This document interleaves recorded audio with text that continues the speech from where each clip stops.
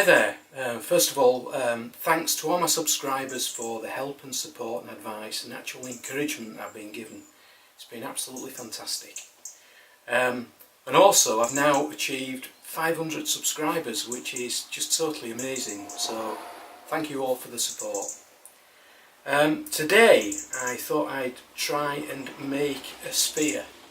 So I've done a little bit of research online and I think I know the method I'm going to use. So hopefully it'll turn out to be a success. And secondly, apologies for any background noise that there might be, because I think the farmer's sending his bullocks off to market today, so there's a bit of banging and clattering going on.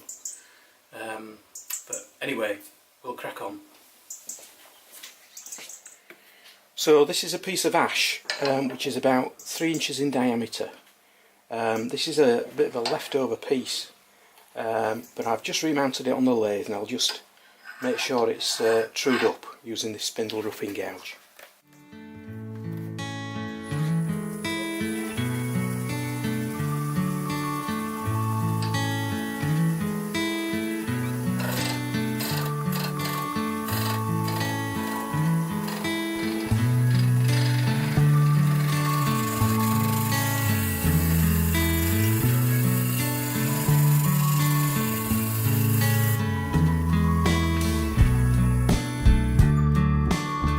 Okay, so that's the diameter, and I'm just going to make some marks just slightly wide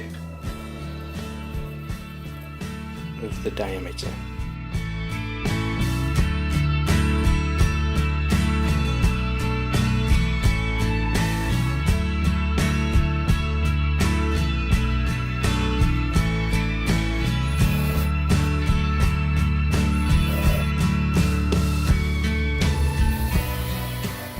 So now I'm just going to use this parting tool to take this waste off the sides.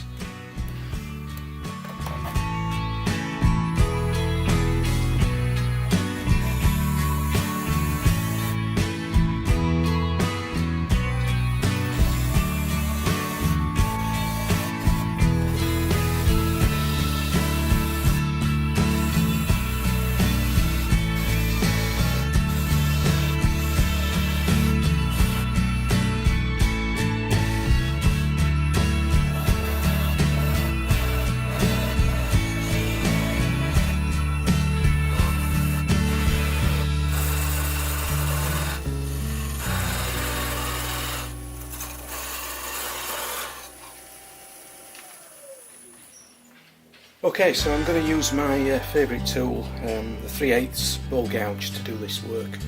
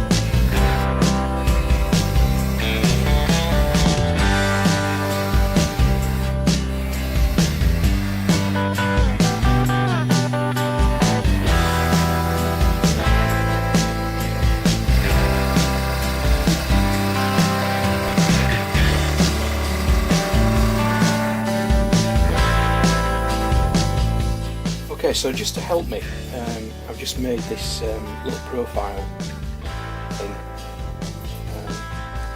so that fits around there quite well, so I'm going to use that to work out how much cutting I need to make to get a reasonable shape.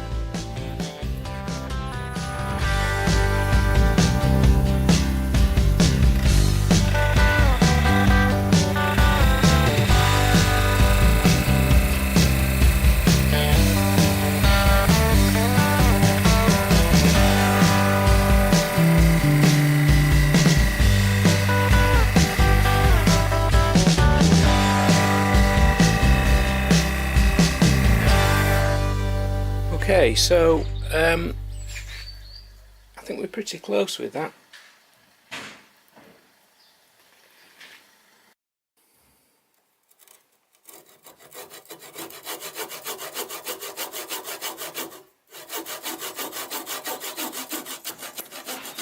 So we're looking pretty good so far.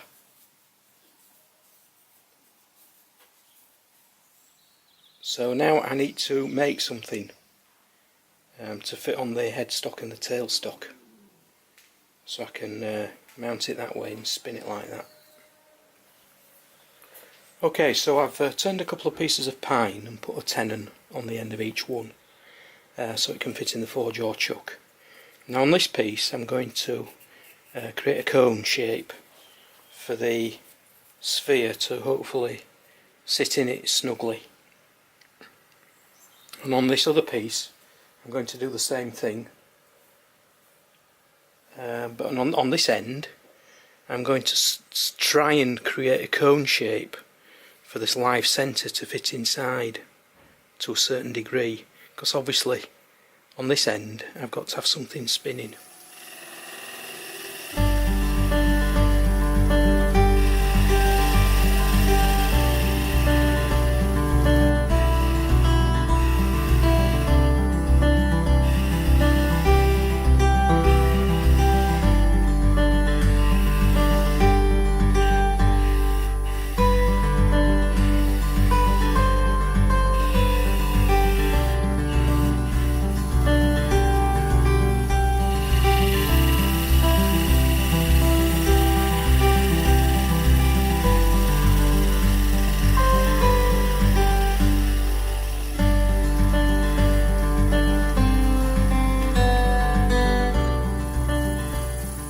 Okay, so I'm just going to drill this hole with a Forstner bit,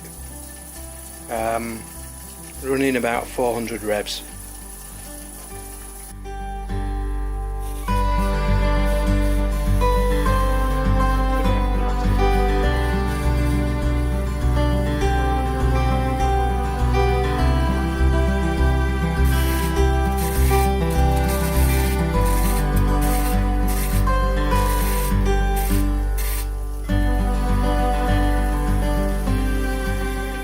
Okay, so this is probably not the most elegant of solutions. I've created the cone shape here, and on the live centre I've put some double-sided sticky tape on the cone, so hopefully that will sit in there. And now what I'm going to do as a bit of extra security is just put some tape around here. Okay, so it's a bit of a Heath Robinson affair is this, but I've put some heavy duty packing tape on the live centre to tape up this piece of wood here.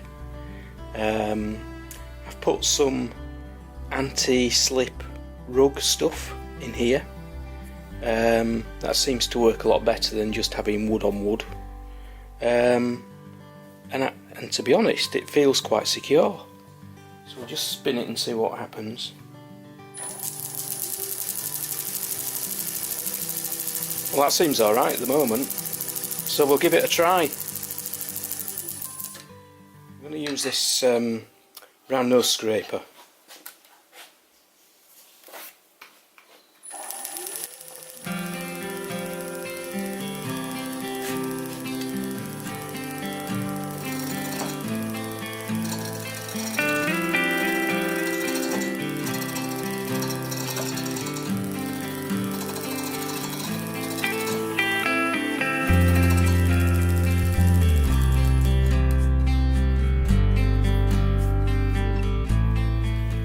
Well, the scraper didn't work very well, it's taken a few sort of chunks out of it, but I've reverted to sanding, so we'll see how we go with this.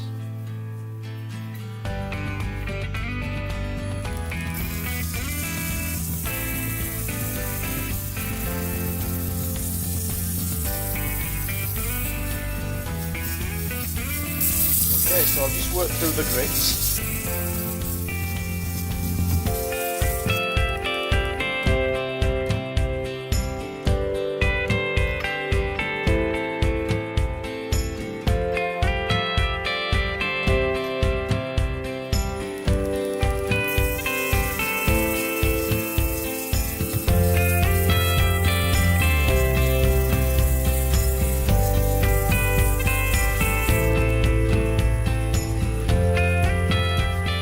Okay, so I've sanded to 400, and this probably isn't advisable, but unless you try things you never know, do you? You don't find out. So I'm going to try and put a bead in here, so we'll see if that works.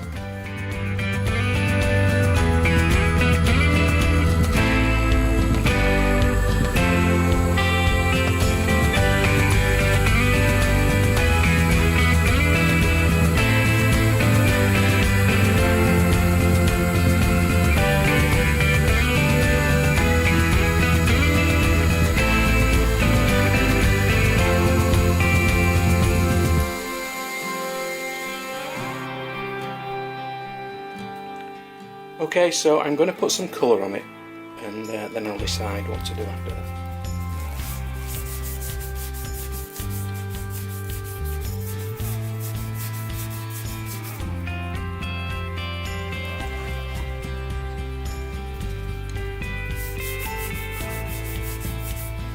Better put my gloves on.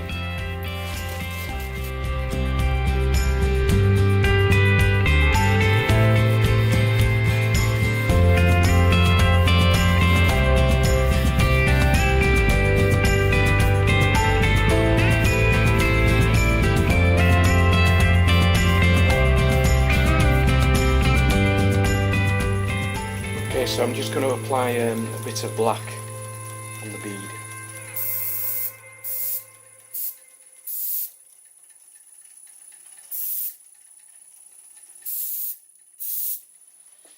So I've applied about 4 coats of Danish oil, and now I'm just going to buff it up.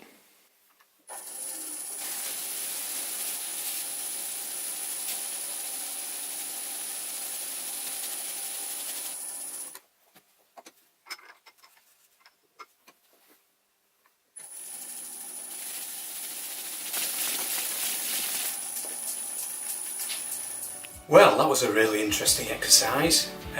So what have I learned?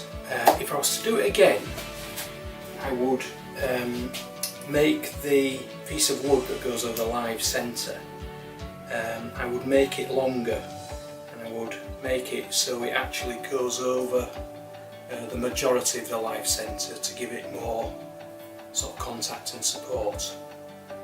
But you know, what I did make works very well. Secondly, the Danish oil, you've got to be very, very patient with Danish oil. Between coats you've got to leave it many hours, you know, so that process probably took a couple of days to complete. First time I've really used Danish oil in anger, but I'm really happy with the result. Overall the sphere came out very well, and it's very close to a true sphere shape, so I hope you like the result.